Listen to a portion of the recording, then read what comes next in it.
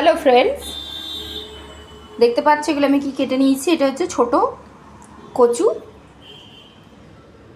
এগুলো কী কচু বলে, ওই ছোট ছোট গোল গোল টাইপের থাকে ওই কচু।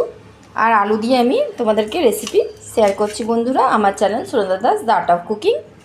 আর এই দেখো এখানে মশলা নিয়ে নিয়েছি আমি, একটা বড় পেঁয়াজ আর রসুন একটা আর আদা।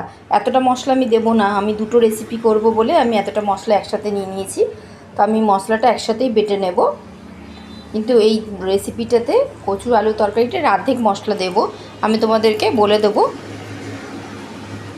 ক চামচ আমি মশলা দেব বলে। তো আমি একসাথে বেটে রাখছি মিক্সিতে। দেখো আমি মশলাটা নিয়ে নিয়েছি, দুটো কাঁচা লঙ্কা নিয়ে নিয়েছি, অ্যাড করেছি, আর একটা শুকনো লঙ্কা অ্যাড করেছি। এটাতে কী হবে, কচুটা একটু ঝাল ঝাল খেতে ভালো লাগে। তো আমি যে এই মশলাটা নিয়েছি এই পরিমাণটা, তো আমি দুটো রেসিপি করব, তাই জন্য আমি একসাথে বেটে নিচ্ছি বন্ধুরা। মশলাটা আমি মিক্সিতে বেটে নিয়েছি। আমি কুকারে 2 চামচ তেল দিয়ে দিয়েছি, সর্ষের তেল। ফোড়নে আমি দিলাম তেজপাতা আর একটু গোটা জিরে, ছোটো চামচের হাফ চামচ।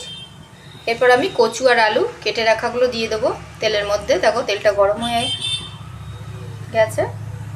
দেখো আমি ফোড়ন দেওয়ার পর আলু আর কচু কেটে টুকরো করে কেটে নিয়েছিলাম ধুয়ে, ওটা আমি দিয়ে দিয়েছি। এরপর টেস্ট অনুযায়ী নুন আর 1 চামচ হলুদ দিয়ে ভালো করে কষিয়ে নেব মশলার সাথে।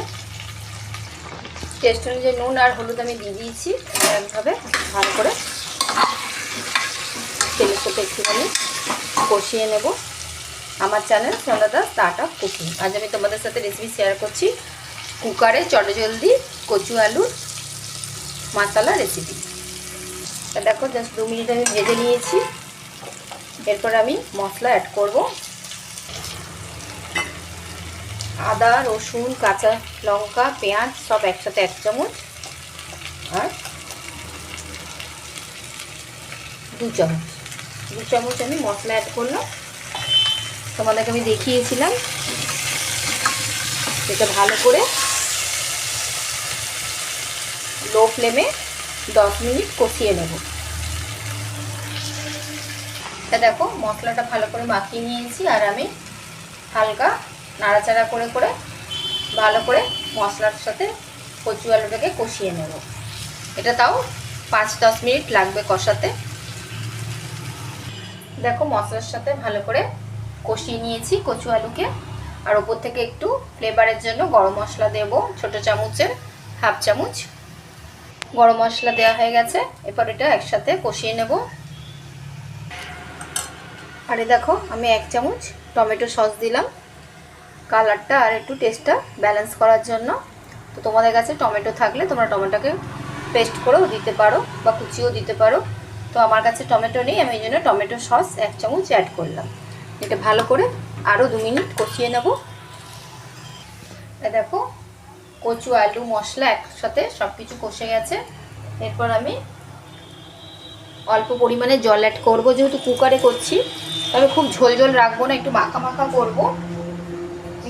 মাখা করবো কচু আলু তরকারিটা, তাই জন্য আমি অল্পই জল দিলাম। নিয়ে এটা আমি 1 সিটি দেবো, খুব বেশি সিটি দেবো না। দেখো ছোট ছোট টুকরো আছে তো তাড়াতাড়ি গলে যাবে। এটা ভালো করে একটু ফ্রাই করে নিই। এ দেখো আমি জাস্ট একটু নাড়াচাড়া করে মাখিয়ে নিলাম জলের সাথে, জলটা যেহেতু দিলাম। তো এরপর আমি একটা সিটি দিয়ে 10 মিনিটের মতো হোল্ড করে রেখে দেবো, তাহলে ভাপে ভাপেও কিছুটা সিদ্ধ হয়।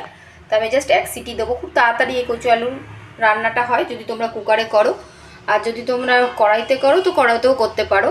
তো আমি কুকারে তোমাদেরকে চটজলদি করে দেখাচ্ছি কচু আলুর রেসিপি, আমার channel Sunanda Das the art of cooking. Hello, আমি একটা সিটি দিয়ে 10 মিনিট রেখে দিয়েছিলাম। এরপর আমি কচু আলু তরকারিটা বার করছি। দেখো একদম মাখা মাখা হয়েছে, দেখেছো? আর সিদ্ধ হয়ে গেছে, একদম গরম আছে। দেখো ধোঁয়া উঠছে।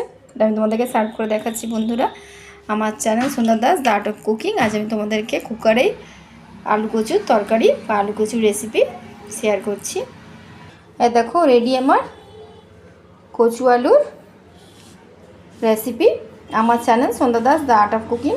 এটা গরম ভাতের সাথে বা রুটির সাথে দুটোর সাথে কিন্তু খুব ভালো লাগে এই আলু কচুর তরকারিটা। প্লিজ আমার চ্যানেল সাবস্ক্রাইব করো, Sunanda Das the art of cooking.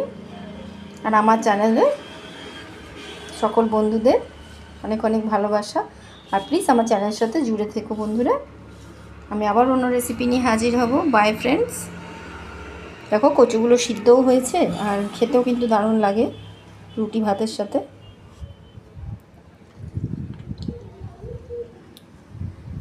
আমি আবার অন্য রেসিপি নিয়ে হাজির হব। By friends.